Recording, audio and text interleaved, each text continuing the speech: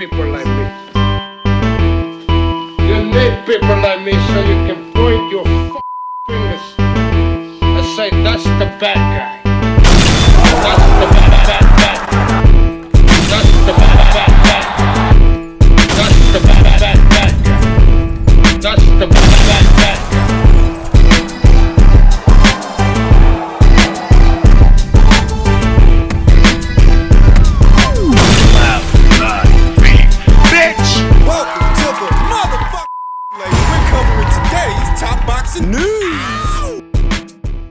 Okay, we'll start with this. The first semblance of Zuffa Boxing dipping their toe in the pool of women's boxing. Apparently they've signed young amateur standout of the UK, Kayla Allen, who's joined Zuffa Boxing and will make her professional debut in London September 26, likely on the undercard of the show that Johnny Fisher will be headlining. I remember some weeks and some months ago, Dana White was asked about it. Would Zuffa Boxing be signing female fighters? And I vaguely recall him saying yes, though perhaps the reason they didn't start signing female fighters sooner is because MVP already bought up a lot of that real estate. Makes sense. They already picked up a lot of the somebodies, not leaving much for a Zuffa or a Matchroom or somebody else to sign for themselves. Young Kayla Allen is only 21 years old, a decorated amateur. That much we know. Campaigning in the women's lightweight division. Lightweight, that's 135 pounds. That's where Stephanie Hahn holds the WBA, Caroline Dubois holds the WBO and WBC titles, and Elif Nur Turan holds the IBF. That is where Kayla is going to be campaigning. So it begins with Kayla for Zuffa Boxing, but who else may they end up signing? Mizuki Hiruta, who's long been promoted by Tom Loeffler's 360 Promotions, fought on a good number of his shows. To my knowledge, she is currently a free agent. Tom Loeffler has been working closely with Dana White and Zuffa Boxing. So the relationship is there. Two of Tom's other girls, in Iana Verduzco and Lupita Medina, they migrated over to MVP, where Mizuki, maybe she migrates over to Zuffa. Maybe some other girls join her. MVP bought up a lot of the real estate in women's boxing, but not all of it. There are still some really good girls out there for Zuffa to sign, and I think making fights for the girls, they won't get the same friction that they've gotten making fights for the guys. The champions. So that essentially means there's one more major promotional outfit out there promoting the women. There's one more major platform out there showcasing them. I would call that a good thing for women's boxing. I think this league format that Zuffa aspires to launch once the Revival Act is passed, I think this is going to be good for the women. Very good. Zuffa Boxing continues to make inroads into the sport, though their long-term plan is becoming less clear. The promotion launched with the goal of creating a UFC-style boxing league, but its latest moves suggest a shift towards co-promoting major events, major fights. The corresponding article via Front Office Sports. One of Zuffa's first big signings, Conor Benn, is set to fight Brian Garcia for the WBC welterweight title on September 12th. The event will be streamed on Paramount+, Zuffa's media rights partner, but will not be a Zuffa event, as it's being co-promoted alongside Oscar De La Hoya's Golden Boy Promotions. Zuffa is clearly the lead promoter here. Oscar's company isn't even on the event poster promotional assets. Ryan said he didn't even know what Oscar's involvement was. Zuffa, Sella, Turkey booked the arena, got Paramount to buy the TV rights, and are handling virtually every aspect of the event, including sponsorships and ticketing. Oscar is doing nothing. DAZN has a better case for being called a co-promoter. At least they have the broadcast rights in the UK and Ireland. UFC president and lead Zuffa promoter Dana White previously said he had no interest in working with any of the four major sanctioning bodies, saying he wanted to create his own world title. With Zuffa now 9 events into its first year, he appears to have changed that stance. Adapt or die, right? Dana isn't interested in working with any of the sanctioning bodies. He has said if there's a Zuffa boxer who wants to pursue a sanctioning body belt, he would consider it on a case-by-case basis. But it's up to the fighter. Dana isn't seeking out sanctioning bodies. They don't do anything. There is some nuance here. Zuffa boxing doesn't mean one thing. There's Zuffa Boxing, and then there's Zuffa, Turkey, Ring Magazine, and Sella Boxing. It's basically two entities under the same roof, run by the same people. Zuffa Boxing is the regular programming you see on Paramount+. It's a beefed-up ESPN Friday Night Fights. This is the league that was promised, and they delivered. It's only been around 7 months, but I think the idea is young fighters start here, and the best move up to the next tier of Zuffa Boxing, explained below.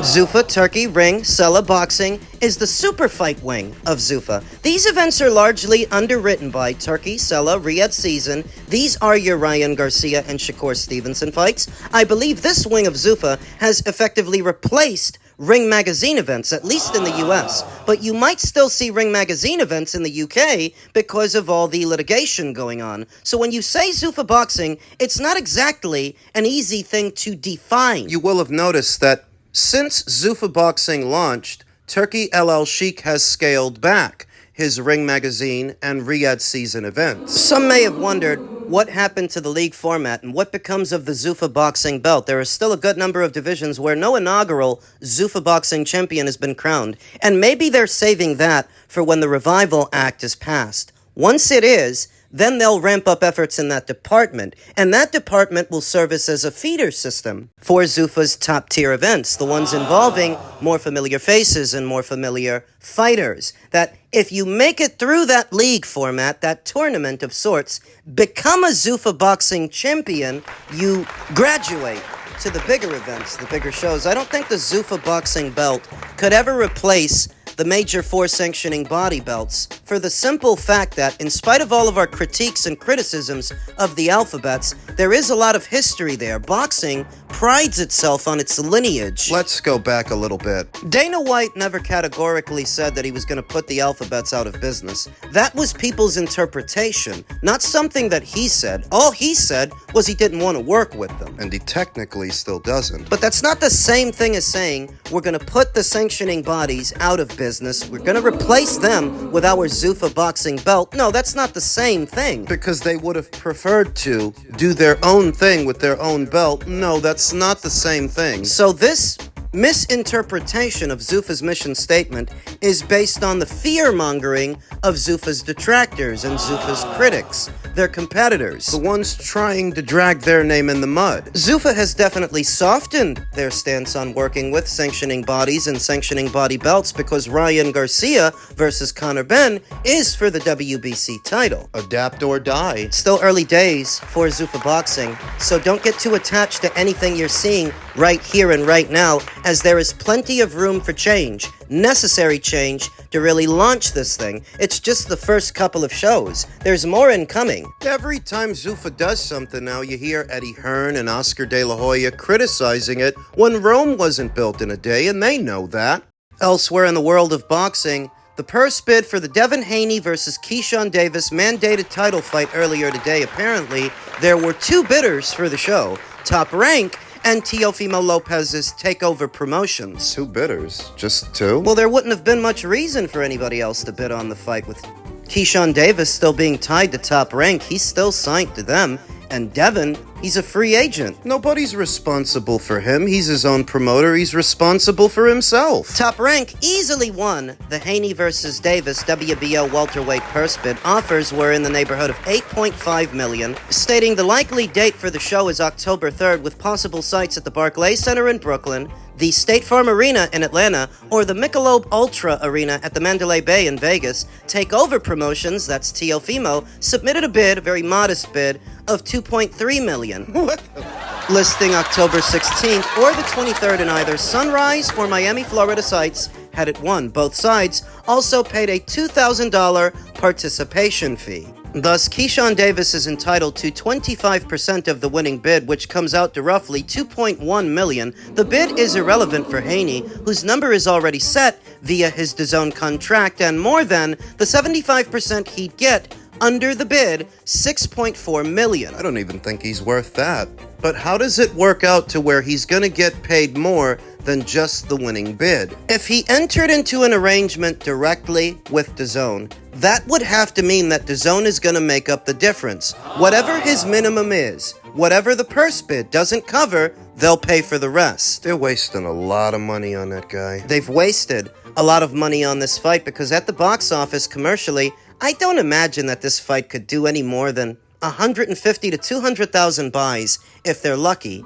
And the gate? Well, when Devin Haney fought Brian Garcia, that generated approximately 4.3 million at the gate. And Keyshawn Davis is nowhere near as popular as Brian, who in many ways was the driving force for that fight. So using that fight as a barometer for this one and what it might generate at the gate, I would cut that number in half. 2 million at the gate? I think so, because Keyshawn Davis, in spite of being a more capable fighter than Ryan, in my opinion, he's not a more popular fighter than Ryan. Now, having 48 hours to notify the WBO that he has accepted the terms of the purse bid, some are skeptical as to whether or not he will or won't, because he was angling for in excess of 3 million, where based on the current bid, he only stands to make about 2. 2 and change. The word on the street is that Keyshawn was looking for about 5 million for the fight. Top Rank had put up about 3, which he didn't accept, leading to the purse bid. The word on the street is that Devin Haney accepted the offer as it was, and it was Keyshawn who was looking for more, which is why it went to a purse bid. So if what he was looking for was 5, after Top Rank put up 3, and he ended up with 2... He ended up with less? That's how it looks. Accented by boxing insider Rick Lazier's tweet yesterday on the matter saying, this holdout move by Keyshawn Davis wanting 5 million to fight Devin after Top Rank offered their fighter 3 will backfire. Keyshawn calls himself the quote-unquote businessman, and as I have said previously, it's one of the worst nicknames ever in boxing. Keyshawn is further from being a businessman than I am from being skinny. Now, it is possible to ensure that the fight happens that Top Rank, out of the kindness of their heart, will make up the difference so that Keyshawn could at least make 3. The kindness of their hearts? So let's just say for the business of it, so that everything doesn't fall apart, maybe they make up the difference. The question is he going to accept it? Because initially, he wanted more than 3. He better. Who else is offering him that kind of money? To fight who? He's not in a position where he can afford to sacrifice a major fight with a big name like this to just walk off. What's the alternative? All the other big names at the weight are preoccupied. Ryan is fighting Connor. Fighting Bevan is the next best thing. If he knows what's good for him, he'll stay on board and play ball. Fucking businessman. And so the winning bid is approximately 8.5 million. That's what they have to hope to generate to cover the operational costs for the show. And they have to generate in excess of that to make any money. The proverbial upside that you're always hearing about. On that premise, I think they pay too much, far too much, to win the rights for this fight. Don't know if they're going to break even. Comes to Devin. He's been overpaid for ages, overpaid for years, paid in excess of what his fights actually generate. And it all begins with DAZN. When they debuted in America and they were throwing all that money around to acquire top talent to their platform, they started it. Then it continued at Top Rank when Devin was over there for 2 or 3 fights, as I recall. And then it continued even further when Turkey El Sheikh used Devin on some of his shows. He paid him even more. But the money that he's getting... It isn't money that he's good for. It isn't money that he generates at the box office, at the gate. It's all based on what the last guy paid him and what the guy paid him before that. Keyshawn. What Keyshawn is getting is likely based on his contract minimum via Top Rank. To acquire a blue-chip prospect, an Olympic silver medalist like Keyshawn, they usually guarantee a fighter in the neighborhood of 2 to 3 million per fight, irrespective of who they fight, and sometimes with incentives. Like what they gave Crawford back in 2018. The kicker is a Keyshawn Davis commercially may not even be worth $3 million per fight. So then why do you pay it? You pay it for exclusivity. You pay it so he doesn't go somewhere else to be content for somebody else. That's what you're paying for, and that's a lot. But that's what it is. And that's why he gets it. It's hard to say here and now that Keyshawn Davis, if you do a fight for this guy, he's actually worth the $3 million you have to kick out. So when you put them both together, Devin and Keyshawn and what they've been getting versus what they're worth, it's not exactly the same. Thus, based on the winning bid of approximately 8.5 million, they would have to sell in excess of 141,000 pay-per-views at a price point of $60, which is the going rate for the average pay-per-view on DAZN. to cover that, to generate that at the box office, in tandem with whatever they can generate at the gate, which I don't think is a lot. 2 million? Maybe 3 if they're lucky. The bulk of it is going to have to come from the pay-per-view buys. And I think it's pushing it. Pricing this fight in the neighborhood of 8.5, close to 9 million, when I would say it's more like a 5 million, maybe a $6 million fight. Conservatively, it could end up generating more than that, more than 5, and more than 6, but you want to leave yourself room to do that. The reason you often can't is because of the fighter's inflated purse demands, particularly Devin's. Keyshawn is the reason it ended up going to a purse bid, but the bulk of the cash and what makes it so expensive is Devin's side of it. You're talking about well over $6 million just going to Devin. As a consumer, to me it seems like lunacy to have to regularly pay out that much to one of the most boring fighters in the sport. Credit to his business acumen and that of his father's that they've been able to milk it for as long as they can, because I don't think he's worth it. Give me a William Zepeda fight any old day of the fucking week, and William doesn't cost anywhere near 4, 5, 6 million. It's lunacy. And if this is a pay-per-view, to me and you, that's why. It's because of the combined costs of getting Devin what he wants and Keyshawn what he wants, or something close to it.